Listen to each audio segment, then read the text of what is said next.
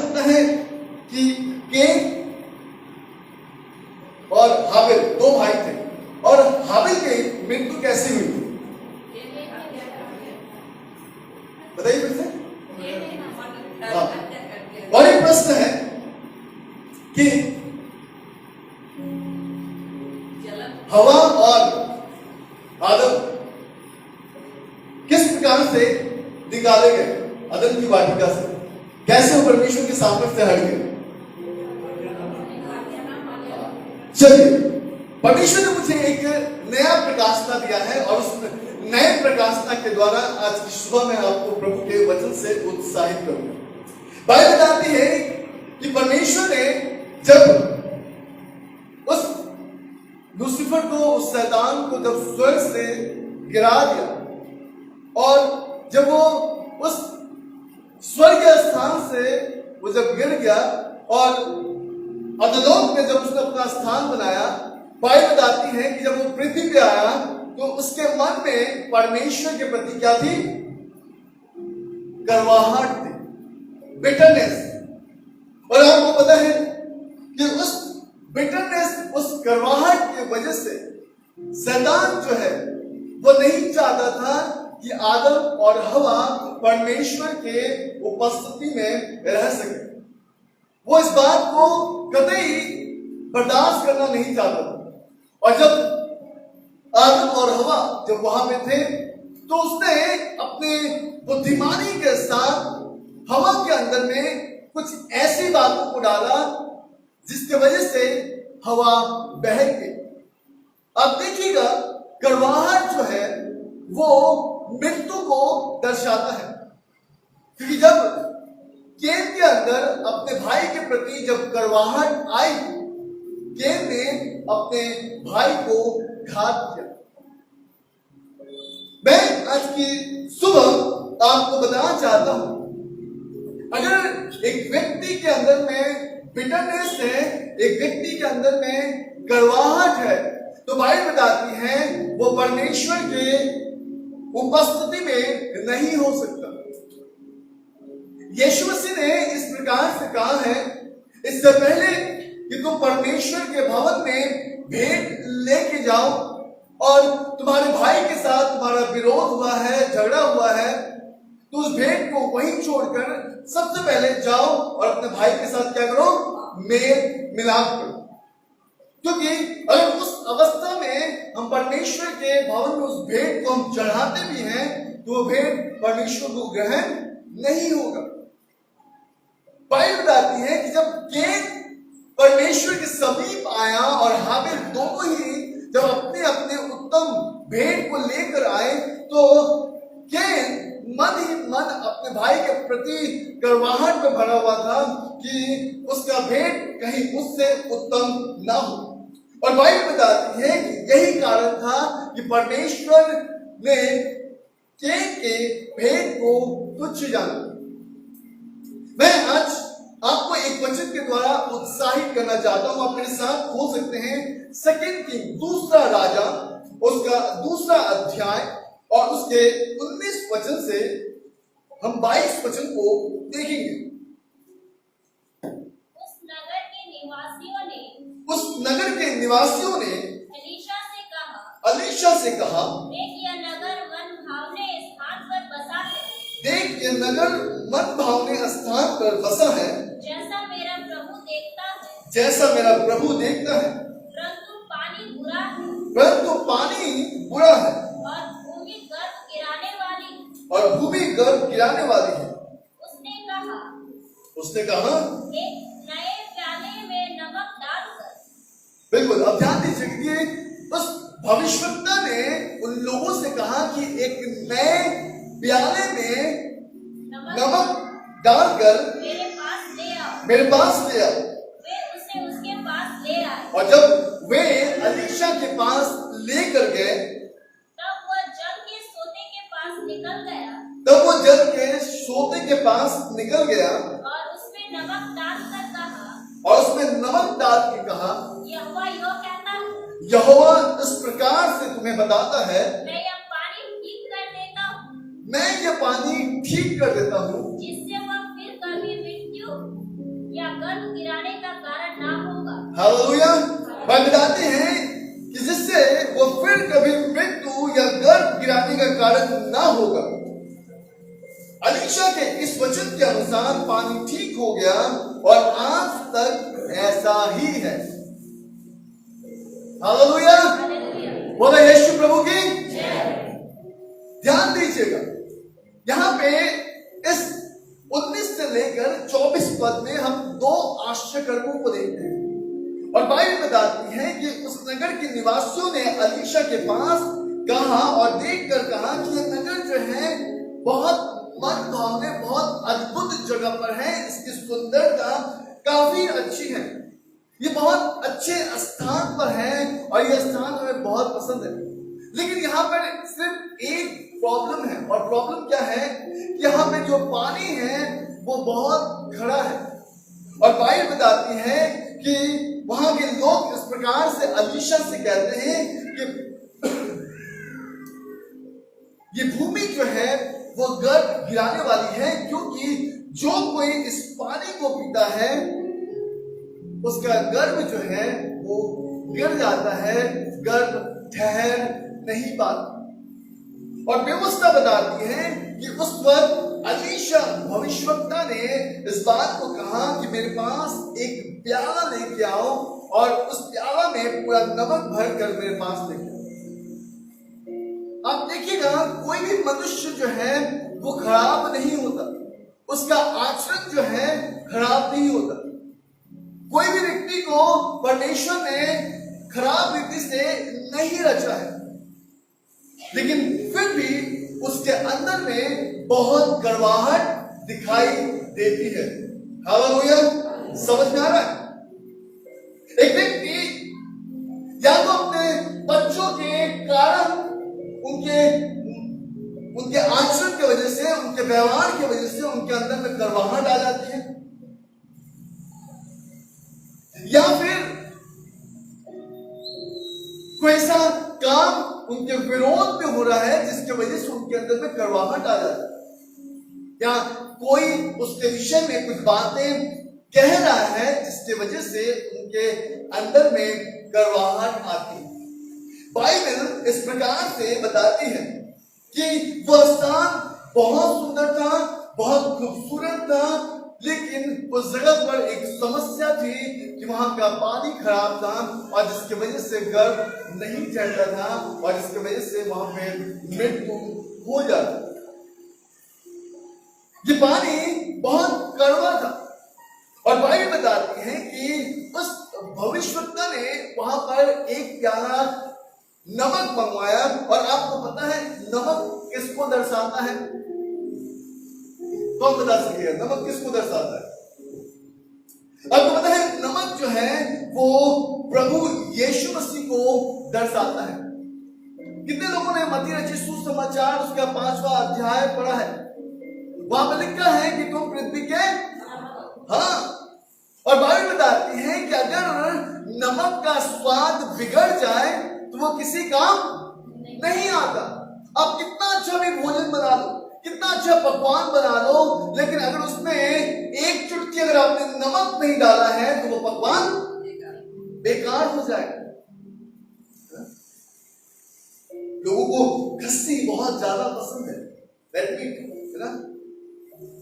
अब लोग बड़े चाव से उसे खाते हैं, लेकिन आप सोचो इतना महंगा भोजन होने के बाद आप उसे बड़े चाव से, बड़े मेहनत से आप पकाते हो, लेकिन उसमें नमक ना होने की वजह से आप किसी के सामने परोस दो, बोलेगा भैया क्या खिला रहे हो? एक व्यक्ति के अंदर में अगर कड़वाहट है, एक व्यक्ति लगातार चिड़चिड़ाया रहता है और कड़वाहट के वजह से वो परमेश्वर के समीप आना चाहता है, लेकिन वो परमेश्वर के समीप रह नहीं पाता, क्योंकि जहां पे कड़वाहट है वहां पे खुदा नहीं हो सकता। बाइबल इस प्रकार से बताती है कि तब वो जल के सोते के पास गया और उसने नमक डाला। वो कहां नहीं गया? कहां पे गया? जल के सोते के पास गया।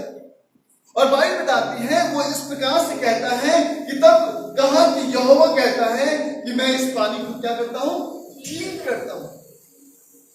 और व्यवस्था बताती है कि उसके वचन के अनुसार पानी ठीक हो गया और आज तक ऐसा ही है। अलीशा जो था वो कोई बैरल के पास नहीं गया और ना ही कोई बकेट के पास गया, यानी कोई बाल्टी में रखा हुआ पानी के पास नहीं गया, लेकिन वो सीधा उस सोते के पास गया और सोते के पास जाकर उसने वहां पर नमन का। आपको अब इस बात को सोचिए कि उस सोते के पास जहां पे पानी का बहाव है और एक प्याला नमक वहां कुछ कर सकता है क्या? लेकिन आपको पता है बाइबल बताती है यह नमक जो था वो मसीह का प्रभाव था, यह मसीह का रूप था। और व्यवस्था बताती है कि इस नमक के माध्यम से अलीशा उस कड़वाहट को दूर करता है। आज की सुबह मैं आपको खुदा के कलाम से बरकत देना चाहता हूं और आपको बताना चाहता हूं कि कड़वाहट वो जहर है जो जीवन में कुछ कारणों के कारण आता है। ये बहुत बड़ा एक बीज है एक मनुष्य के अंदर में, और बाइबल इस प्रकार से कहती है कि ये मानो शैतान ने मनुष्य के हृदय में नरक का बीज जो है वो इंजेक्ट कर दिया है, या कह सकते हैं कि घोल दिया है, और जिसकी वजह से एक व्यक्ति लगातार अपने जीवन में कड़वाहट को लेकर चलता है। जिस प्रकार से ये लोग जिस स्थान से आए थे और वो स्थान बहुत अद्भुत रीति से खूबसूरत था, बाइबल बताती है जब आप भजन संगीता की किताब उसका 139 अध्याय को आप पढ़ेंगे, आपको इस बात का अनुभव होगा कि परमेश्वर जो है मनुष्य को अद्भुत रीति से और गुप्त रीति से रचा है। हालेलुया। और हर एक मनुष्य को परमेश्वर बहुत खूबसूरत बनाया है। अगर किसी का कलर जो है डार्क है, इसका मतलब वो खूबसूरत नहीं है, ऐसा नहीं है, लेकिन उसके अंदर उसके फेस में परमेश्वर ने इतना पानी दिया है कि उसका फेयर जो है कोई मायने नहीं रखता। एक व्यक्ति बहुत फेयर है,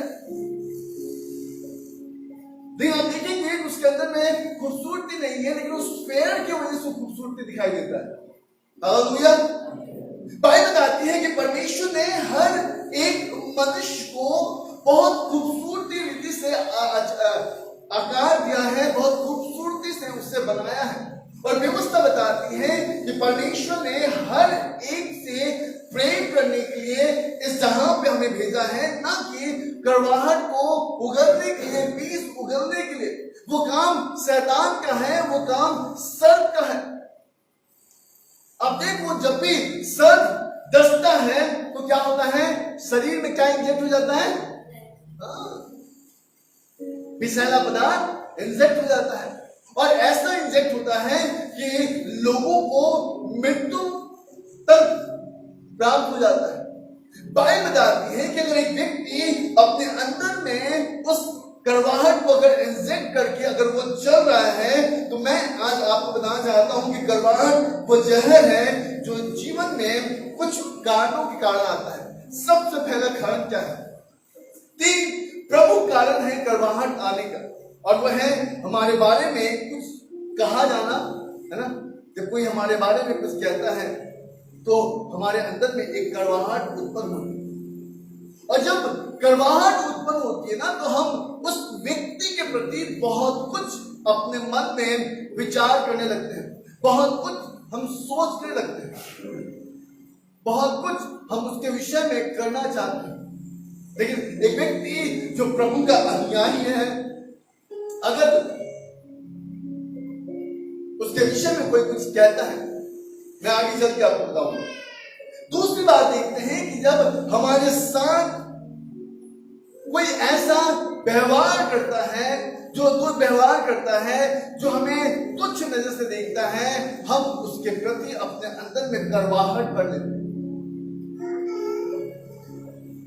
और तीसरी और आखिरी बात है, अगर हमसे कोई कुछ ले लिया है, हमसे किसी ने कुछ मांग लिया है और समय रहते उसने हमें नहीं लौटाया, है ना, तो उसके प्रति भी हमारे अंदर में कड़वाहट आने लगती है। बाइबल बताती है कि ये बहुत ही 3 प्रमुख विषय हैं जिसके द्वारा मनुष्य के अंदर में कड़वाहट आती है, और ये कड़वाहट परमेश्वर के समक्ष रहने नहीं देती। मैं आगे चलकर कुछ कैरेक्टर को आपके सामने रखूंगा।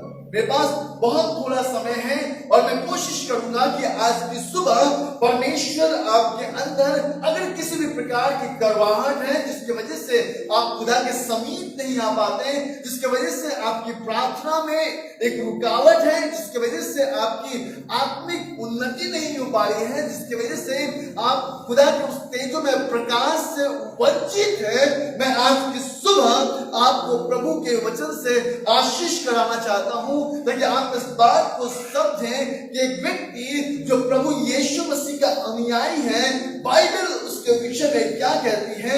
आप मेरे माफ कीजिएगा, आप मेरे साथ निकाल सकते हैं मत्ती रचित सुसमाचार उसके 5वें अध्याय और उसके 5वें अध्याय को हम खोलेंगे और उसके 12 वचन को हम लोग पढ़ेंगे, उसके 11 और 12 वचन। धन्य हो तुम जब मनुष्य मेरे कारण तुम्हारी निंदा करे, जब मनुष्य मेरे कारण तुम्हारी निंदा करे और सताए और सताए और झूठ बोल बोलकर तुम्हारे विरोध में सब प्रकार की बुरी बात करे, और झूठ बोल बोलकर तुम्हारे विषय में सब प्रकार की पूरी बात कहे, तब आनंदित और मगन हो, तब आनंदित और मगन होना, क्योंकि तुम्हारे लिए स्वर्ग में बड़ा फल है। क्योंकि तुम्हारे लिए स्वर्ग में बड़ा फल है। इसीलिए कि उन्होंने उन भविष्यद्वक्ताओं को जो तुमसे पहले थे इसी रीति से सताया था। बाइबल बताती है कि इसलिए उन्होंने उन भविष्यवक्ताओं को जो तुमसे पहले थे इसी रीति से सताया था। ध्यान दीजिएगा कि खुदा का कलाम हमें किस प्रकार से, कलाम मुकद्दस हमें किस प्रकार से उत्साहित करता है और इस बात को बताता है कि अगर कोई हमारे विषय में कुछ कहे उसके कारण हमें अपने अंदर कड़वाहट नहीं, लेकिन हमें आनंदित होने की जरूरत है। अगर कोई हमारे साथ कुछ ऐसा व्यवहार करे तो बाइबल बताती है कि हमें कड़वाहट से भरने की जरूरत नहीं है, लेकिन इस बात से आनंदित होने की जरूरत है कि तुम्हारे लिए स्वर्ग में प्रतिफल रखा हुआ है। अगर कोई हमें कुछ नहीं लौटा, है ना, एक वचन और पढ़ लीजिए, आपको थोड़ा सा समझने में और आसानी होगा। मत्ती 5 का अध्याय और आई होप कि 38 वचन को हम लोग पढ़ेंगे, 39 को पढ़ें, 39 को पढ़ें। परंतु मैं तुमसे यह कहता हूँ कि बुरे का सामना न करना, बुरे का सामना न करना, परंतु जो कोई तेरे दाहिने गाल पर थप्पड़ मारे परंतु जो तेरे दाहिने गाल पर थप्पड़ मारे उसकी और दूसरा भी फेर दे। बिल्कुल भाई कहती है कि उसकी ओर दूसरा भी फेर देना। 40 पद कोई पढ़े। यदि कोई तुझ पर नालिश करके तेरा कुर्ता लेना चाहे, बिल्कुल, यदि कोई तुझे नालिश करके यानी कि पॉलिश मारकर, है ना, तुम्हें झाड़ पर चढ़ाकर तुमसे कुर्ता लेना चाहे तो उसे दोहर भी ले देने दे। उसे दोहर भी ले दे, यानी कि अगर कुर्ता लेना चाहे तो उसे पैंट भी लेके दे दो, है ना। आप ध्यान दीजिएगा, अगर हम और आप परमेश्वर के जन हैं, हम और आप प्रभु में बुलाए गए हैं और हम यीशु मसीह के प्रिय बेटा और बेटी कहलाते हैं और हम इस बात पर हम घमंड करते हैं कि हम मसीह के साथ हम ताल्लुकात रखते हैं, हम मसीह के साथ एक संगति रखते हैं, हम मसीह के साथ एक संपर्क हमने साधा है और मसीह के साथ हम मसीह के घर पे जाएंगे, उसके वहां पे हम एक दिन जाएंगे। तो बाइबल बताती है कि अगर हम उस कड़वाहट को रखते हैं जो कि 3 प्रकार के कारण आता है, या किसी के कुछ कहने के द्वारा, या किसी के व्यवहार के द्वारा, या फिर किसी के कुछ ले लेने के बाद वापस न करने के द्वारा, जब हमारे अंदर में कड़वाहट आती है। और बताती है कि अगर एक व्यक्ति प्रभु में है तो उसके अंदर में ये बातें नहीं हो सकती, क्योंकि अगर उसके जीवन में अगर इस बात की कड़वाहट है तो वो कभी भी परमेश्वर के प्रेजेंस में नहीं रह सकता। कितने लोगों ने अहीतोपेल का नाम जाना है? बाइबल में सुना है अहीतोपेल कौन था? कोई बता सकता है? बिल्कुल, बाइबल बताती है कि ये दाऊद का सेनापति नहीं था, ये दाऊद का मंत्री था, है ना।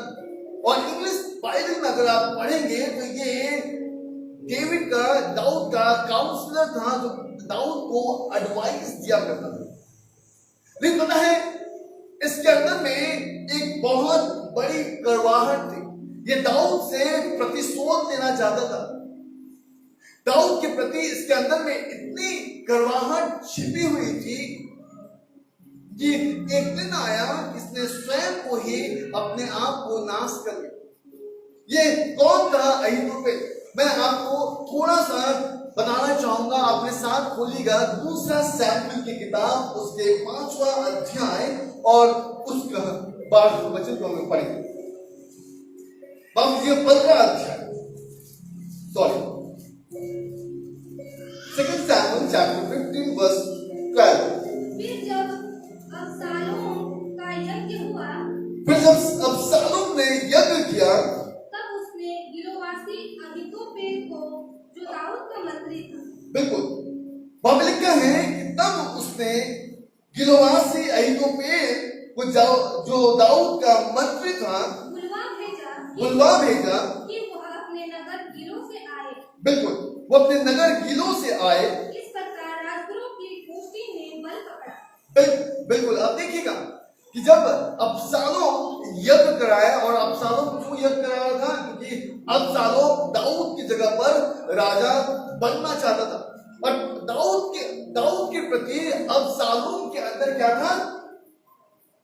कड़वाहट थी। वो राजा बनना चाहता था, वो अपने भाइयों के प्रति कड़वाहट रखता था। और बाइबल इस प्रकार से बताती है कि उसने दाऊद के मर्जी के खिलाफ उसने स्वयं अपने आप को राजा घोषित करने का निर्णय लिया।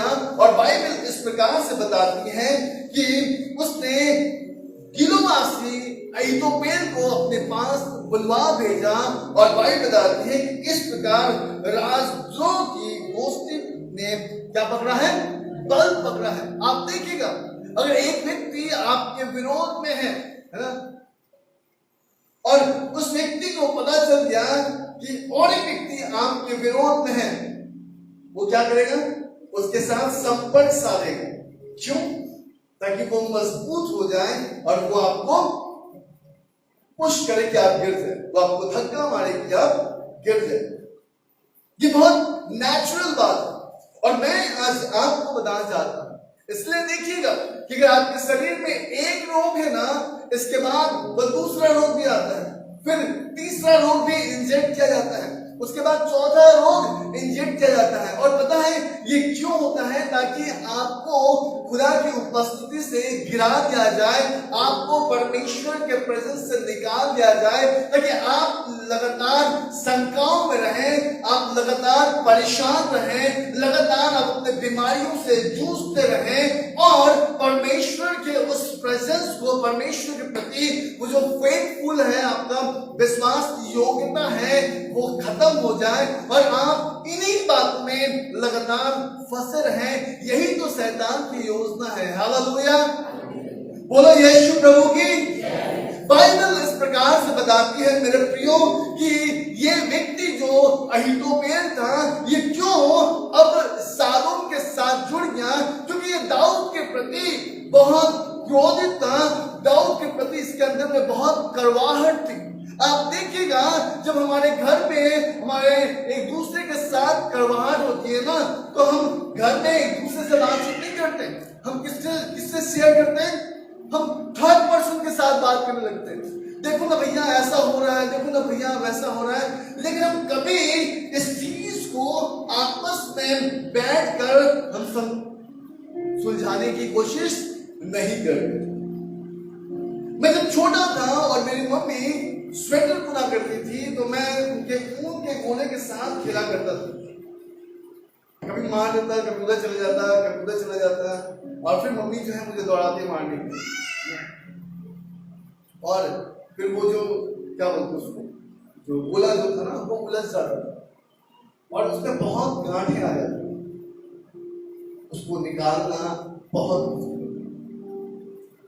और फिर मम्मी जो है हमें रात को देती थी, बोलती थी बैठ के इसको निकाल के, और जब तक नहीं निकालोगे है ना, आगे का प्रोसेस आपके साथ नहीं होगा। तो मैं आज आपको बताना चाहता हूं, एक फैमिली, परमेश्वर एक परिवार इसलिए देता है कि उस परिवार में हर एक का विचारधाराओं को आप समझ सकें। इसलिए नहीं देता कि हर एक के विचारधाराओं को आप कुछ जाने।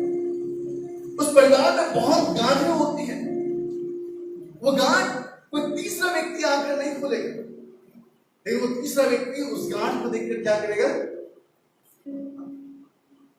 देखो ना भैया कैसा पहना हुआ है।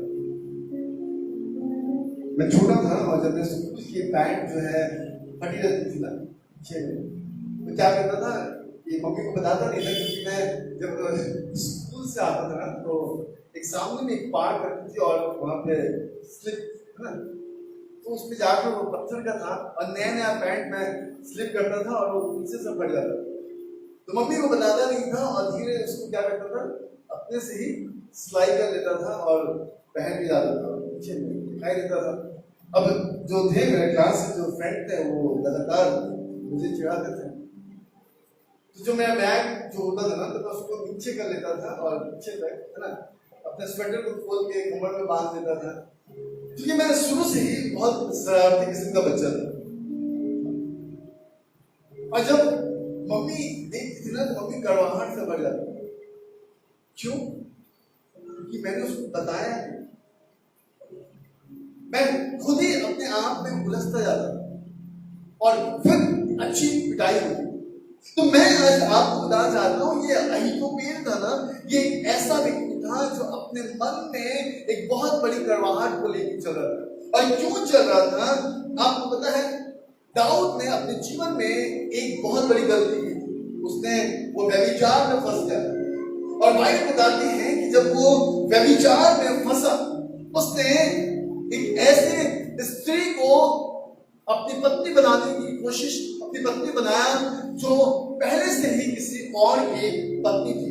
और बाइबल बताती है कि इसके विरोध में परमेश्वर का क्रोध उभरा और परमेश्वर ने दाऊद से इसका प्रतिशोध भी लिया। लेकिन अहीतोपेल क्यों दाऊद के प्रति क्रोधित था? क्योंकि अहीतोपेल की ग्रैंड डॉटर जो थी वो बेतशेबा थी। आइए हम पढ़ेंगे दूसरा शमूएल उसका 11 अध्याय और उसका 3 वचन।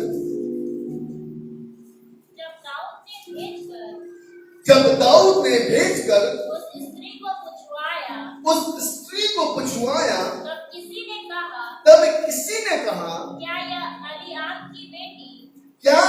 अलियाब की बेटी और हित्ती उरिय्याह की पत्नी बेतशेबा नहीं है? हित्ती उरिय्याह की पत्नी बेतशेबा नहीं है।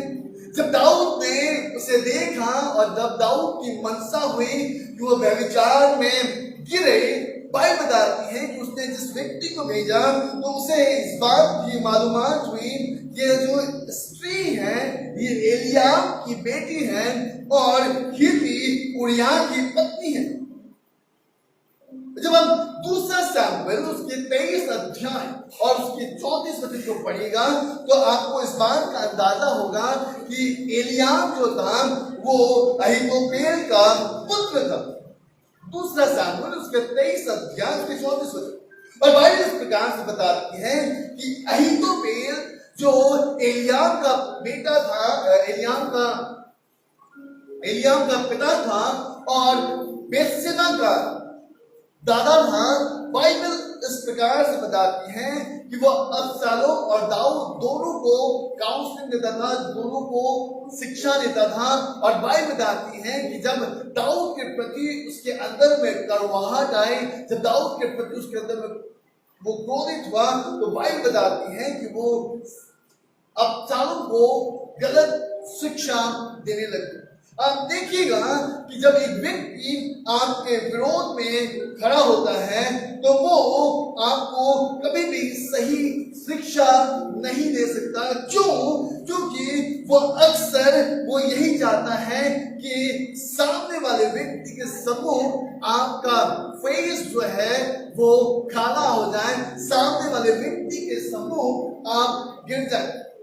दूसरा सामुएल उसका 16 अध्याय उसके 20 से 22 वचन को आप पढ़ेंगे तो आप देख सकते हैं कि तब अबशालोम ने अहीतोपेल से कहा कि तुम अपनी सम्मति दो कि क्या करना चाहिए। अहीतोपेल ने अबशालोम को गलत शिक्षा दी और दाऊद की पत्नी के पास उसे जाने के लिए कहा। आप देखिएगा बाइबल बताती है कि याकूब किस प्रकार से क्रोधित था जब उसका बड़ा बेटा रूबेन उसकी पत्नी के पास गया। और व्यवस्था बताती है कि इस प्रकार के शिक्षाओं को एक वही व्यक्ति दे सकता है जिसके अंदर में करवाहट हो, जो करवाहट से भरा हो। आप देखिएगा जब हम मच्छी खाते हैं और उस मच्छी के अंदर में एक पित्त की थैली होती है ना, और हम बहुत ध्यान से उस पित्त की थैली को बाहर निकालते हैं। पता है क्यों? कि कहीं ऐसा ना हो कि वो पित्त की थैली फट जाए और पूरी की पूरी मछली खराब हो जाए। आप देखिएगा जब आप कुकम्बर काटते हैं ना, खीरा देखा खाते ना सैलेड में, जब आप काटते हैं तो क्या करते हैं? उसकी करवाहट को घसते हो, है ना? क्यों घसते हैं? क्योंकि अगर आप नहीं घसोगे ना तो उसकी करवाहट बाहर नहीं निकलेगी, और अगर नहीं घसोगे और काट के अगर आप मुंह में ले लोगे तो वो अंदर जा ही नहीं पाएगा, आप उससे पहले ही थूक दो। बाइबल बताती है कि उसी प्रकार हमें यीशु मसीह के साथ अपने आप को क्या करना है? घसना है। उसी प्रकार हमें यीशु मसीह के साथ अपने आप को रखना है। जिस प्रकार से अलीशा भविष्यवक्ता ने नमक का प्याला लेके उस पानी के सोते के पास गया और उसने डाला और कहा कि यहोवा इस प्रकार से कहता है कि मैं इस पानी को ठीक करता हूं। याद रखिएगा, एक व्यक्ति जब तक अपने जीवन में करवाहट को लेकर चलेगा वो कभी भी परमेश्वर के प्रेजेंस को प्राप्त नहीं कर पाएगा। उसके परिवार के अंदर में परमेश्वर की उपस्थिति नहीं रहेगी, उसके बच्चे परमेश्वर के अधीन नहीं रहेंगे, उसके बच्चों और उनके बीच में लगातार ताना बाना होता रहेगा। बाइबल इसलिए बताती है, आप देखिएगा सदूसी और फरीसी ने क्यों यीशु मसीह को क्रूस पे चढ़ाया? क्यों चढ़ाया? क्योंकि सदूसी और फरीसियों का उनके अंदर में यीशु मसीह के प्रति बहुत करवाहट, इतनी करवाहट थी कि उन्होंने कहा कि बरअब्बा को हमारे लिए क्या कर दो, छोड़ दो, है ना? क्योंकि न जाने कितने लोगों को जान से मार दिया। लेकिन सब लोग कहने लगे कि यीशु मसीह को क्या करो, क्रूस पे दो। पिलातुस ने हाथ धो दिया पानी से और कहा कि देखो भैया, मैं इसका खून का भागी नहीं ले सकता, मैं इसका खून का भागीदारी नहीं हो सकता, क्योंकि मैंने इसके अंदर किसी भी प्रकार के दोष को नहीं पाया है। उन्होंने कहा फिर भी इसे क्रूस पे दो। क्यों? क्योंकि इसका लहू का भागी हमारे ऊपर में और हमारे बच्चों के ऊपर में हो। मेरे प्रियो, मैं आज आपको प्रभु के वचन से बताना चाहता हूं, ऐसी शिक्षाओं से, ऐसे बातों से जो आपको प्रभु यीशु मसीह की उपस्थिति से, पवित्र आत्मा से दूर लेके जाता है। बाइबल बताती है कि आपको बचने की आवश्यकता है। यीशु मसीह ने लगातार अपने चेलों से कहा है मत्ती यीशु समाचार उसके 23वें अध्याय में कि शास्त्री और फरीसी के खमीर से क्या करना, सावधान रहना। क्योंकि अगर आपने एक परात आटा गूंदा है और उसमें थोड़ा सा खमीर मिला दोगे ना और छोड़ दोगे, आपको पता है वो पूरा आटा जो है खमीर में बदल जाएगा। तो अगर आप शास्त्रीय फरीसियों के शिक्षाओं में अगर आप बने रहेंगे तो बाइबल इस प्रकार से कहती है कि आप भी बहुत जल्द उसके समान हो जाएंगे। और यीशु मसीह इसलिए अपने चेलों को बार बार इन शिक्षाओं को दिया करते थे। व्यवस्था बताती है 2 सैमुएल उसके 17 अध्याय उसका 14 वचन को आप पढ़िएगा, वहां पे लिखा है यहोवा ने अहीतोपेल की अच्छी संपत्ति को निष्फल करने को ठानी थी कि वह अबशालोम पर विपत्ति डाले। क्यों परमेश्वर ने अहीतोपेल की संपत्ति को निष्फल करना चाहा? क्योंकि बाइबल बताती है कि उसके अंदर दाऊद के प्रति कड़वाहट थी। दाऊद ने जो गलती किया था, परमेश्वर ने उसके प्रति नाथान भविष्यवक्ता को भेजकर उसके प्रति उसे क्या किया? सजा दिया। हम और आप किसी को सजा नहीं दे सकते।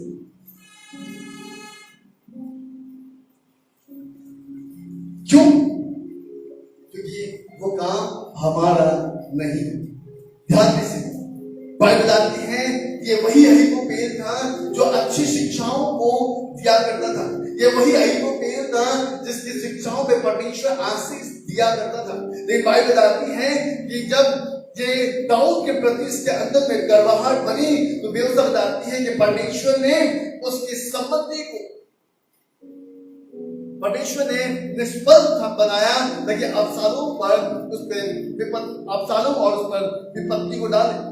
उसके 21 पद को आप पढ़िएगा, वहां पे लिखा है अहीतोपेल ने तुम्हारी हानि के लिए ऐसी ऐसी संपत्ति की है।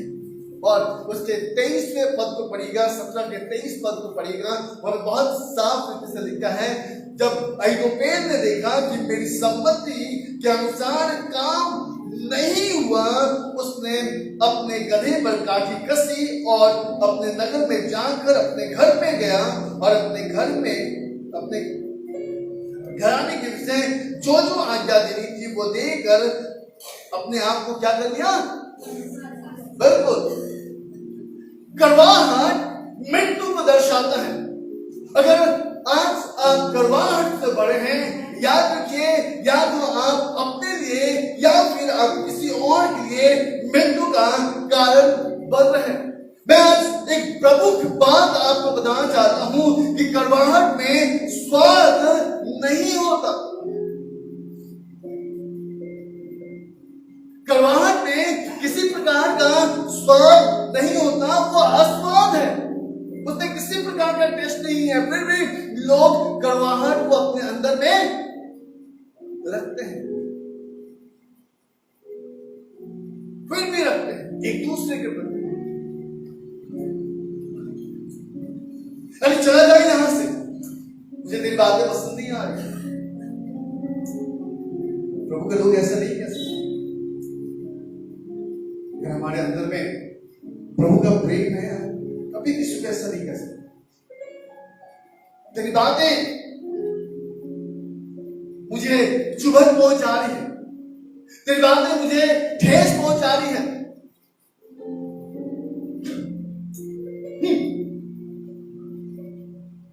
परमेश्वर के लोग ऐसे नहीं कर सकते। बाइबल बताती है कड़वाहट में कोई भी स्वाद नहीं होता, वह अस्वाद है। अगर आप गौर से देखेंगे तो मैं आपको बताना चाहता हूं कि जिसके अंदर कड़वाहट होता है वो कभी भी खुश नहीं होता। वो हर एक बातों में चिड़चिड़ा रहता है, वो हर एक बातों में परेशान रहता है, क्योंकि वो व्यक्ति अपने आप से ही परेशान है, क्योंकि उसने खुद अपने अंदर क्या रख लिया है? कड़वाहट रख लिया। इसका मतलब ये नहीं कि आप डॉक्टर के पास जाएं और अपनी पीठ की थैली को निकाल दें। आपकी पीठ की थैली निकल जाएगी, लेकिन आपके मन की थैली से कड़वाहट कैसे निकलेगी? हालेलुया, बोले यीशु प्रभु की। ध्यान से सुनिएगा, बाइबल इस बात को बताती है। मेरे पास केवल 10 मिनट्स है और मैं 10 मिनट्स में कोशिश करूंगा कि मैं समाप्त करूं। व्यवस्था बताती है कि जब पतरस और शेष प्रेरितों को इस बात का अनुमान हुआ कि सामरियों को पवित्र आत्मा पाना चाहिए, क्योंकि उन्होंने यीशु मसीह को जान लिया है, क्योंकि उन्होंने यीशु मसीह को ग्रहण कर लिया है, उन्होंने यीशु मसीह के सुसमाचार को ग्रहण कर लिया है। तब पतरस और यूहन्ना जो है वो आगे बढ़े। मैं आपका ध्यान प्रेरित की किताब की ओर ले जाना चाहूंगा ताकि आप इस वचन को समझें। आइए आप मेरे साथ बोलिएगा प्रेरित की किताब उसके 8वें अध्याय को हम लोग खोलेंगे। Book of Acts chapter 8 verse 14 को हम लोग देखेंगे, पढ़ेंगे। हाँ, जो यरूशलेम में थे सुना कि सामरियों ने परमेश्वर का वचन मान लिया है। बिल्कुल, जब चेले जो यरूशलेम में थे और उन्होंने यह सुना कि सामरियों ने परमेश्वर के वचन को मान लिया है, तो पतरस और यूहन्ना उनके पास भेजे गए। और जब पतरस और यूहन्ना वहां पे गए, उन्होंने जाकर उनके लिए प्रार्थना की कि पवित्र आत्मा पाए, क्योंकि उन्होंने केवल यीशु मसीह के नाम से बपतिस्मा लिया था। और बाइबल इस प्रकार से बताती है कि अब तक उनके ऊपर में पवित्र आत्मा नहीं उतरा था और पवित्र आत्मा के नाम को उन्होंने नहीं पाया था। और बाइबल बताती है कि वहां पे लिखा है कि तब 17 पद में देखिएगा, वहां पे लिखा है कि तब उन्होंने उन पर हाथ रखे और उन्होंने पवित्र आत्मा को पाया। और बाइबल बताती है कि जब उन्होंने पवित्र आत्मा को पाया, एक व्यक्ति था जो वहां पे खड़े होकर पतरस और यूहन्ना को बहुत गौर से देख रहा था। बाइबल इस प्रकार से बताती है, 18 वचन में लिखता है कि शमौन ने देखा कि प्रेरितों के हाथ रखने से पवित्र आत्मा दिया जाता है, तो उनके पास रुपए लाकर कहा कि अधिकार मुझे भी दे दो कि जिस किसी पर मैं हाथ रखूं वो पवित्र आत्मा पाए। आज देखिए, मैं किसी के प्रति कटाक्ष नहीं करना चाहता या किसी को मैं क्रिटिसाइज नहीं करना चाहता। मैं इतना जानता हूं कि अगर कोई भी सेवा करता है तो बिना पवित्र आत्मा और परमेश्वर के बिना नहीं कर सकता। लेकिन उनमें से भी कुछ ऐसे लोग होते हैं जो शैतान के द्वारा भगाए जाते हैं। इसलिए पौलुस को जो है 14 पत्रियां लिखनी पड़ी कि वो इन शिक्षाओं के द्वारा कलीसिया को सावधान कर सके। यूहन्ना को पत्रियां लिखनी पड़ी ताकि लोग इस बात को समझें कि आज भी जो है गलत शिक्षाएं चलाई जाती हैं और गलत शिक्षाएं दी जाती हैं। इसलिए देखिएगा, पहला यूहन्ना उसके 4 अध्याय उसके पहले वचन में लिखा है कि हर एक आत्मा पर प्रीति मत करो। बाइबल इस प्रकार से बताती है कि यह व्यक्ति शमौन ने देखा कि प्रेरितों के हाथ रखने के द्वारा लोग पवित्र आत्मा पा रहे हैं, और शमौन उसके पास पैसे लेकर उसके पास गया कि मुझे भी यह अधिकार दे दो ताकि मैं भी लोगों पे हाथ रखूं और वो पवित्र आत्मा पाए। बाइबल बताती है पतरस ने उससे बहुत ही अद्भुत रीति से बात किया और पतरस ने उससे कहा कि तेरा रुपए तेरे साथ क्या हो जाए, नष्ट हो जाए, क्योंकि तूने परमेश्वर के दान को रुपए से क्या है तोड़ा है। तूने परमेश्वर के दान को रुपए से तोला है। और बाइबल इस बात को बताती है कि क्योंकि तेरे मन में परमेश्वर के लिए क्या नहीं है, सीधा नहीं है। मेरे प्रियो, मैं आज आपको बताना चाहता हूं, इस बात को याद रखिए कि अगर आज परमेश्वर के प्रति आपके अंदर आपका मन अगर परमेश्वर के प्रति सीधा नहीं है, अभी भी आपके अंदर में जहर है, विष है, कड़वाहट है, तो मैं आज आपको बताना चाहता हूं कि आप अपने उस कड़वाहट के कारण नष्ट हो जाएंगे, खत्म हो जाएंगे और आपके हाथ कुछ भी नहीं लग पाएगा। इसलिए प्रेरितों में पतरस और यूहन्ना ने उस शमौन से कहा कि अपने इस बुराई से मन फिराकर प्रभु से प्रार्थना कर कि संभव है कि तेरे मन का विचार क्षमा किया जाए। क्योंकि मैं देखता हूं कि तू पित्त की सी करवाहट और अधर्म के बंधन में पड़ा है। तू एक ऐसे अधर्म में पड़ा है जहां पर पित्त के समान तेरे अंदर करवाहट है और तू अधर्म में फंसा हुआ है और तू उससे उस बंधन में पड़ा हुआ है। मेरे प्रियो, मैं आज आपको बताना चाहता हूं कि अगर आप बंधन में पड़े हुए हैं तो आपको उससे बाहर निकलना पड़ेगा, क्योंकि बिना निकले आपके जीवन में उद्धार नहीं हो। बाइबल इस प्रकार से बताती है, लूका की किताब उसके 19वें अध्याय में, जब जक्कई गुल्लड़ के पेड़ पे चढ़ा और यीशु मसीह यरीहो के मार्ग में आकर और जक्कई को कहा कि जक्कई पीछे आ, क्योंकि आज मुझे तेरा घर जाना है। और जब यीशु मसीह के साथ जक्कई जा रहा था और चलते चलते उसके स्वभाव में वो परिवर्तन हुआ और घर पहुंचते ही जक्कई ने कहा कि मैंने जिसका लिया है उसे फेर दूंगा और जिसको मैंने ठग लिया है उसको मैं 4 गुना लौटा दूंगा। हालेलुया। आपको पता है यीशु मसीह ने कहा कि आज इस घर में क्या आया है? उद्धार आया है। उसके बाद यीशु मसीह ने कहा कि मैं खोए हुए को ढूंढने और उनका उद्धार करने आया हूं। लूका उसका 19 के 10 पद में लिखा है।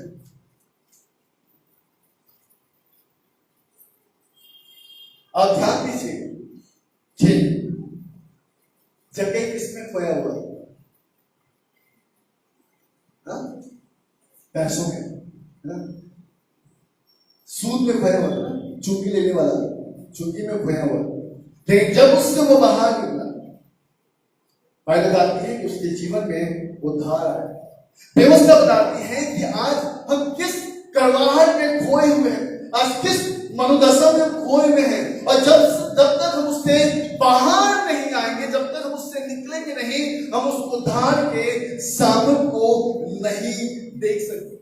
व्यवस्था बताती है, इब्रानी की किताब उसके 12 अध्याय उसके 15 वचन में लिखा है, इस प्रकार से लिखा है कि ध्यान से देखते रहो, ऐसा ना हो कि कोई परमेश्वर के अनुग्रह से वंचित रह जाए या कोई कड़वी जड़ फूट के कष्ट दे और उसके द्वारा बहुत से लोग अशुद्ध हो जाए। बाइबल बताती है, इसीलिए कलीसिया के अंदर, है ना, ध्यान से देखते रहो। हमें गुट बनाकर रहने की जरूरत नहीं है, लेकिन हमें सबसे मिलने की जरूरत है। व्यवस्था बताती है उत्पत्ति की किताब में, जब लोग मिलकर बेबीलोन की गुम्बद को बना रहा था, परमेश्वर उस जगह पर क्या कर रहे थे? परमेश्वर ने उस जगह पे क्या किया? उसके बीच में, और लोग बिखर गए। याद रखिएगा कि जब आप गुम्बद बनाओगे, जब आप एक दूसरे से अलग रहोगे, याद रखिएगा आप कभी भी शांति में नहीं रह पाएंगे, क्योंकि उसमें फूट होगा, उसमें विधर्म होगा, उसमें अधर्म होगा, क्योंकि वो परमेश्वर का प्रेजेंस नहीं है। बाइबल बताती है कि ध्यान से देखते रहो, ऐसा ना हो कि कोई भी परमेश्वर के अनुग्रह से वंचित हो जाए। अगर हम में से कोई भी प्रभु के अनुग्रह से वंचित हो रहे हैं, आप रखिए छुपा के, जितना बार छुपा के रखिए, अब रखिए अपने अंदर में जितना करवाहट रखना है, लेकिन उसके माध्यम से क्या हो, सामने वाले पर कोई भी फर्क नहीं पड़ेगा। फर्क स्वयं आपके जीवन में पड़ेगा। विनाश आपका परिवार होगा, विनाश आप होंगे, ना कि सामने वाला व्यक्ति, क्योंकि आप मुस्कुराएंगे, आपके अंदर में रोग उत्पन्न होगा, सामने वाले का कुछ नहीं जाएगा। मैं अपनी सारी चिंता प्रभु पे डाल के आता हूं, कि मैं जानता हूं कि मैं अपने बच्चों को चंगा नहीं कर सकता। मैं जानता हूं कि मेरे सर में दर्द होता है और मैं बोलता हूं कि चला जा, तो नहीं जाता है ना। लेकिन जब मैं कहता हूं कि प्रभु मेरा बेटा बीमार है, प्रभु इसे छू ले, है ना, और मैं प्रार्थना करके आता हूं, जब सेवा में निकल जाता हूं, शाम को फोन करता हूं, पूछता हूं कि कैसा मेरा बेटा? अच्छा है, खाना खाया है और खेल रहा है। जब मैं सुबह से शाम तक भूखे प्यास से मिनिस्ट्री में रहता हूँ, और जब रात में घर पहुंचता हूँ 11, 11:30 बजे, कभी 12 बजे, कभी 10 बजे, कभी 8 बजे, कई बार मुझे बहुत हेडेक होता है और मैं किचन में क्या जाऊंगा, मैं अपना सर पकड़ के बैठा रहता हूँ और कहता हूँ कि अब क्या करूं। तब केवल मेरे पास एक आवाज आता है कि प्रार्थना करो। और उस थोड़े से समय जब मैं प्रभु को स्मरण करता हूँ, परमेश्वर मुझे हर एक हेडेक से मुझे छुटकारा देता है। मेरे प्रियो, मैं आज आपको बताना चाहता हूँ, ध्यान से देखते रहिए कि कोई भी कड़वी जड़ फूट कर बाहर ना निकलने पाए। अगर आज हम इस कलीसिया में आते हैं, अगर हम एक दूसरे के प्रति अपने अंदर में हम कड़वाहट पर रखे हैं, तो कौन सा परमेश्वर की आप आराधना करने आ रहे हो?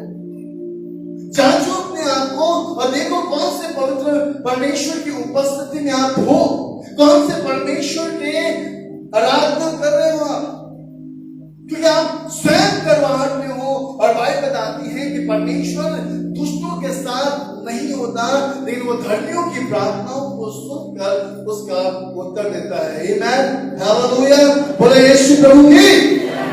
ध्यान दीजिएगा मेरे प्रिय, इब्रानी की किताब उसके 30वें अध्याय उसके 12 वचन में लिखा है कि हे भाइयों, चौकस रहो कि तुम में से कोई ऐसा बुरा और अविश्वासी मत ना हो जो जीवते परमेश्वर से दूर हट जाए। इसलिए आज हमें लगातार इस बात को ध्यान देना है कि कहीं मेरे व्यवहार के द्वारा मेरा बेटा तो चर्च आना नहीं चाहता, मेरी बेटी तो चर्च आने से मना तो नहीं करती, क्या मेरा व्यवहार है जो उनको परमेश्वर से दूर लेके जा रहा है?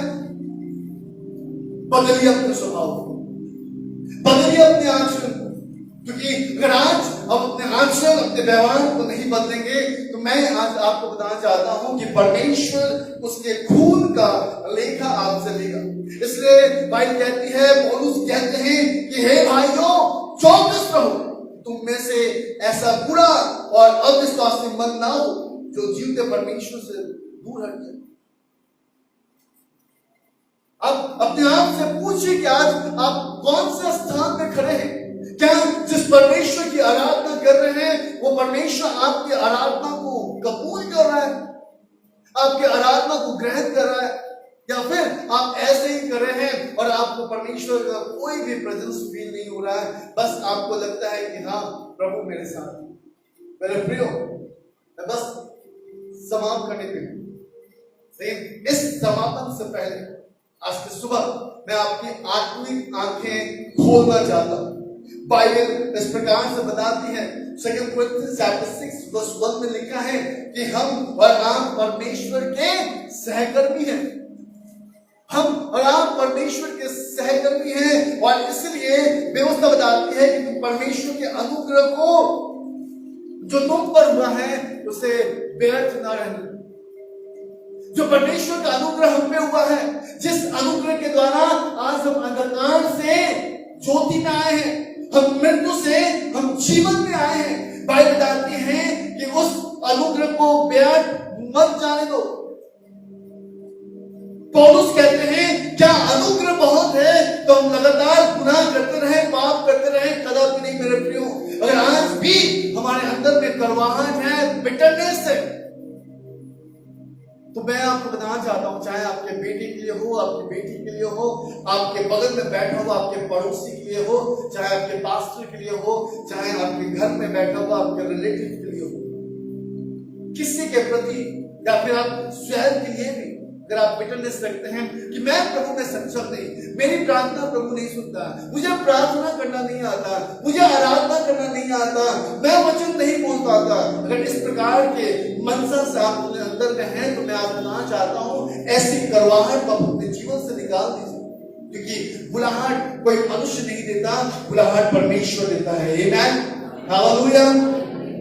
मैं आज आपको बताना चाहता हूं, जितने लोग तुच्छ गिने गए उतने ही लोग प्रभु में उठाए गए। साउल राजा नहीं बनना चाहता था, साउल छिपा हुआ था, लोगों ने लाकर सामने खड़ा किया और कहा कि ये हमारे लिए राजा बनेगा, और परमेश्वर ने साउल को राजा बना दिया। दाऊद के भाई आगे आए थे राजा बनने के लिए, लेकिन खुदा ने किसी को नहीं चुना। परमेश्वर ने किसको चुना? दाऊद को, है ना? मैं आज आपको सच कहना चाहता हूं, आप देखिए बाइबल हमें बहुत सी बातों को सिखाती है। याद रखिए, आज हमें इस बात सीखना है, हम और आप दोनों ही खुदा के सहकर्मी हैं। हम और आप परमेश्वर में बुलाए गए हैं उसकी सेवा करने के। व्यवस्था कहती है कि हमें उसके अनुग्रह को व्यर्थ नहीं जाने देना चाहिए। अगर आज उसका अनुग्रह हमारे लिए व्यर्थ हो गया, याद रखिएगा, फिर तो आपको कोई भी नहीं बचा सकता। इसलिए व्यवस्था बताती है, पौलुस कहते हैं पहला कुरिन्थियों उसका 15 अध्याय उसके 33 वचन में लिखा है कि धोखा ना खाओ कि पूरी संगति अच्छे चरित्र को बिगाड़ देती है। इसलिए ध्यान से देखिए कि आप किससे मिलते हैं, ध्यान से देखिए कि आप किसके साथ संगति करते हैं, ध्यान से देखिए कि आप किसके साथ रहते हैं। मैं आज आपको बताना चाहता हूं, जिस दिन से मैं प्रभु यीशु मसीह में आया, जिस दिन के साथ मैंने परमेश्वर के साथ जुड़ा, उस दिन से आज तक मैंने कभी किसी दूसरा वे भी नहीं किया। मैंने अपने पास्टर का हाथ पकड़ा और आज भी मुझे कुछ प्रॉब्लम होता है ना, मैं अपने पास्टर से बात करता हूँ। आज भी मुझे कुछ समस्या होता है ना, मैं किसी डिफिकल्टीज में पड़ जाता हूँ और मुझे समझ में नहीं आता है, मैं उनको टेक्स्ट करता हूँ, मैं उनसे पूछता हूँ कि पास्टर ने क्या कई बार कहते हैं, बेटा प्रार्थना में बैठ, खुदा मुझसे बातचीत करे। मेरे प्रियो, मैं आज आपको सच कहना चाहता हूँ, इस बात पर घमंड मत कीजिए कि आप खुदा को जानते हैं। इस बात पर घमंड मत कीजिए कि आपके पास परमेश्वर का व्यवस्था आपके हाथों में है। इस बात पर घमंड मत कीजिए कि आप अच्छा गा लेते हैं। इस बात पर घमंड मत कीजिए कि आपके पास अच्छी नौकरी है। इस बात पे घमंड मत कीजिए कि आपके पास एक अच्छी पत्नी है। इस बात पे घमंड मत कीजिए कि आपके पास एक अच्छा बेटा है।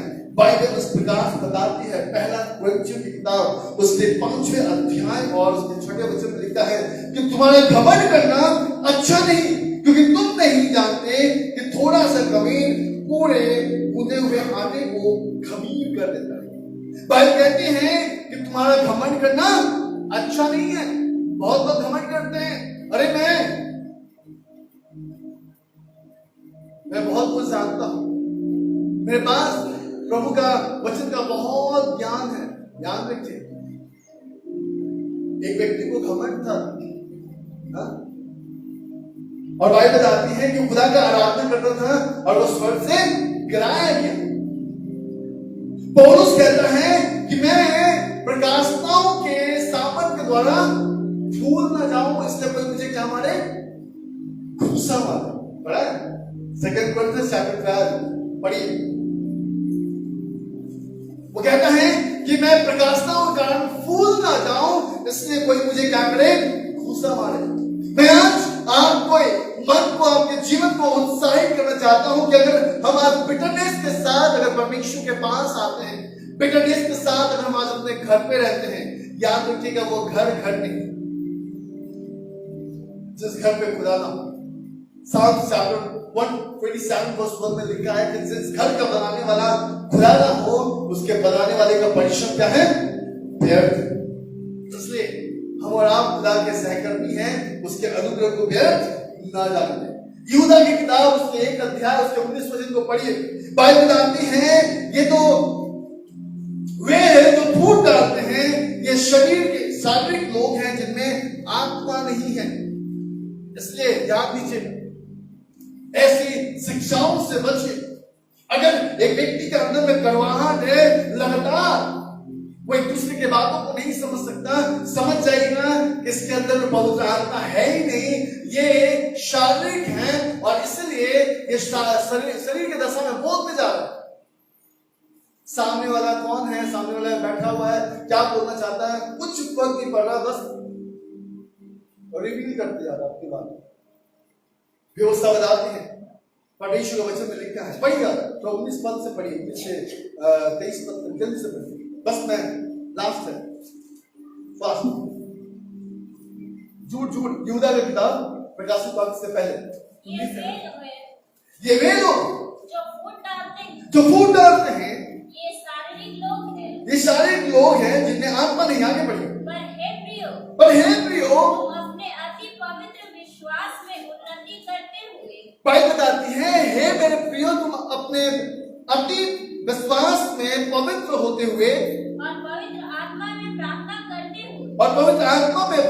करते हुए अपने आप को परमेश्वर के प्रेम में बनाए रखो। बिल्कुल, अपने आप को परमेश्वर के प्रेम में बनाए रखो और अनंत जीवन के लिए हमारे प्रभु यीशु मसीह की दया की बाट जोहते रहो। बिल्कुल, अनंत जीवन के लिए यीशु मसीह की वाट जोहते रहो।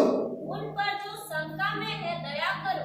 बिल्कुल, उन व्यक्तियों पे जो विश्वास में अब तक मजबूत नहीं हुए, जो अभी अभी नए आए हैं, साल 2 साल 3 साल 4 साल, है ना, बहुत बातों में शंका आता है। भाई कहती है उन पर दया करो, करवाहट मत करो, उनको समझाओ, उनको बताओ आप परमेश्वर के सहकर्मी हैं। हालेलुया। उनको सिखाओ, उनको समझाओ कि हमारा खुदावन मुर्दों का परमेश्वर नहीं है। आज संकट है, कल इसी फेस में मुस्कान रहेगा। आमीन, हालेलुया। ध्यान दीजिएगा, पढ़िए आगे 23 पद को पढ़िए। और बहुतों को आग में से झपट कर निकालो। बिल्कुल, बहुतों को क्या करो, उस आग में जाने से पहले झपट कर उनको बाहर निकालो। और बहुतों पर भय के साथ दया करो। बहुतों पर भय के साथ दया करो। उस पर वस्त्र से भी घृणा करो। हाँ, बड़ी बड़ी बड़ी, जो शरीर के द्वारा कलंकित हो गया है। बिल्कुल, बाइबल कहती है कि उस वस्त्र से घृणा करो जो शरीर के द्वारा क्या हो गया है, कलंकित हो गया। कितने लोगों को नींद आ रहा है? कितने लोग थक गए सुन के? कितने लोग पक गए और कितने लोगों को समझ में आ रहा है? हालेलुया। मैं समझ सकता हूं, मैं आपको सच कहना चाहता हूं। तो मैं बुलेंदा भाई के घर से निकला कल शाम 8:30 बजे। उसके बाद मैं चंदन अंकल के घर गया, और जब वहां से मैं रात को निकला, जब घर पे आया, घर पे आकर जब मैं फ्रेश होकर और जब बाइबल उठाकर पढ़ने बैठा, प्रार्थना करने बैठा, मुझे पता ही नहीं चला कि 4 कब बजे। मुझे एहसास ही नहीं हुआ। मैं बोला नहीं, सो जाना चाहिए। क्या विचार करते करते नींद आ गया, तो मैं ब्लैंकेट लिया और उसको ब्लैंकेट में अपना सर डालकर और सोने की कोशिश कर रहा, नींद नहीं आ रहा। अचानक से ब्लैंकेट से डाल के घड़ी देख रहा हूँ, तो देख रहा हूँ कि 4:30 बज गए। मैं कहा नहीं, सोने ही पड़ेगा, थोड़ा देर सो जाता। और जब मैं सोया तो 8:30 बजे मेरी नींद खुली। मैं आपको सच कहना चाहता हूँ, आप ध्यान दीजिए, बाइबल बताती है कि दया करो उन लोगों पे जो नए आए हैं, जो शंकाओं में, उनको खींचो, उनको बताओ, क्योंकि बहुत सी बातें उनके जीवन में आ रही है, बहुत सी, और अगर आप नहीं समझाओगे ना, कोई और पहुंचेगा। जब कोई और पहुंचेगा ना, तो सही मार्ग नहीं दिखाएगा, सही रास्ता नहीं दिखाएगा, भटका देगा। इसलिए मैं आज आपको बताना चाहता हूं कि आज बाइबल बताती है कि करवाहट मत करो, एक दूसरे से प्रेम करो, क्योंकि परमेश्वर इसलिए तो अपने इकलौते पुत्र को दिया और जगत से उसने प्रेम किया। बाइबल बताती है कि हमें उसके व्यवहार में होकर चलने की आवश्यकता है। इब्रानी उसके 4 अध्याय उसके पहले वचन में लिखा है, इसलिए जब उसके विश्राम में प्रवेश करने की प्रतिज्ञा अब तक है, तो हमें डरना चाहिए, ऐसा ना हो कि तुम में से कोई जन उससे वंचित रह जाए।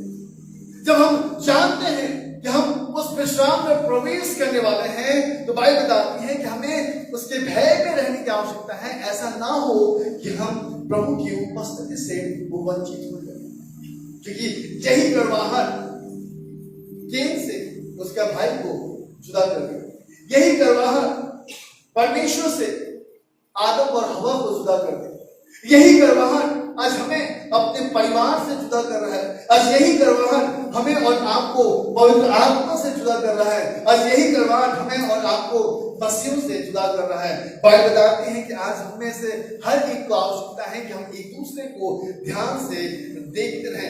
व्यवस्था बताती है, मैं लास्ट वर्स पढ़ने जा रहा हूं, उसके बाद मैं समाप्त करूंगा। 2 जॉन चैप्टर 1 वर्स 8 में लिखा है, अपने विषय में चौकस रहो, लगातार अपने आप को जांचो, परखो और अपने विषय में चौकस रहो कि जो परिश्रम हम सब ने किया है उसको तुम ना भूलना, पर उसका पूरा क्या लिखा है, दूसरा यूहन्ना उसका 1:8, जल्दी पढ़िए। अपने विषय में चौकस रहो। क्या पर लिखा हुआ पे पूरा प्रतिफल पाओ। तो बाइबल बताती है कि अपने विषय में क्या रहना, में चौकस रहना। उसका आगे पढ़ना, आगे पढ़ना बेटा, गाँव पद से।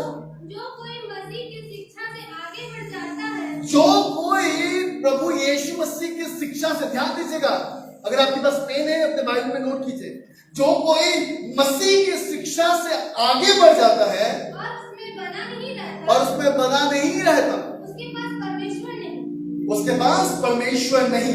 जो कोई उसकी शिक्षा में स्थिर रहता है, जो कोई उसकी शिक्षा में स्थिर रहता है, उसके पास पिता भी है और पुत्र। उसके पास क्या है, पिता भी है और पुत्र भी है। 10-11 पद को भी पढ़ लेते हैं।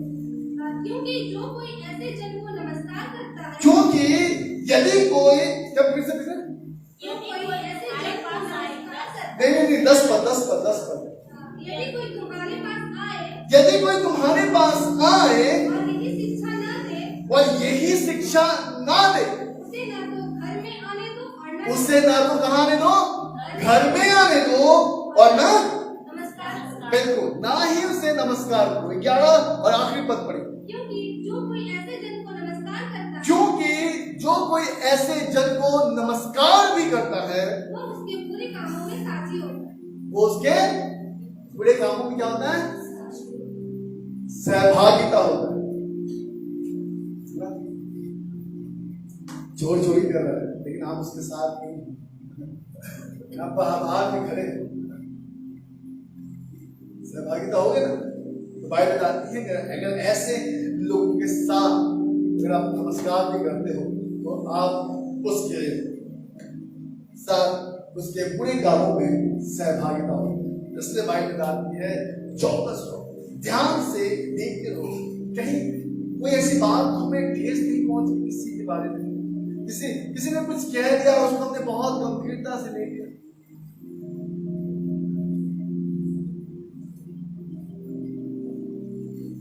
बहुत लोग अपने आप को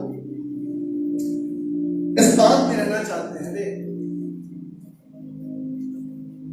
मेरा स्वाभिमान का बात मेरे विषय में कैसे है। मैं आज आपको एक बात बताना चाहता हूं, प्रभु ने हमें कभी भी स्वाभिमान होना नहीं सिखाया। उसने कहा कि अगर किसी ने तुम्हारे गाल पर एक थप्पड़ मारा है तो दूसरे गाल को फेर दो।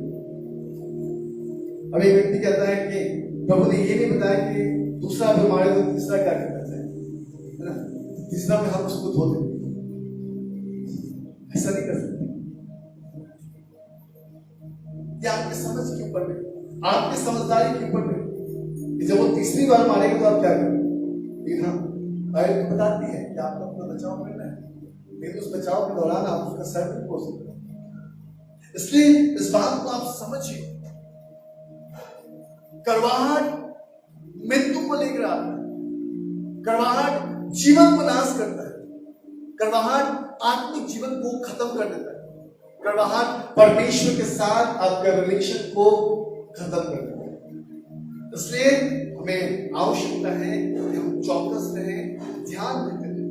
बाइबल बताती है कि कहीं ऐसा ना हो कि तुम्हारे पास ऐसे लोग आए जो तुम्हें भरमा दें। बाइबल बताती है अगर तुम मसीह की शिक्षा से बहुत आगे बढ़ गए हो लेकिन प्रभु में नहीं हो, इसका मतलब याद रखना कि तुम्हारे पास ना तो परमेश्वर है और ना ही पुत्र। ऐसे लोगों को ना तो घर में आने दो और ना ही उसे नमस्कार करो, उसके बुरे कामों में साक्षी होंगे।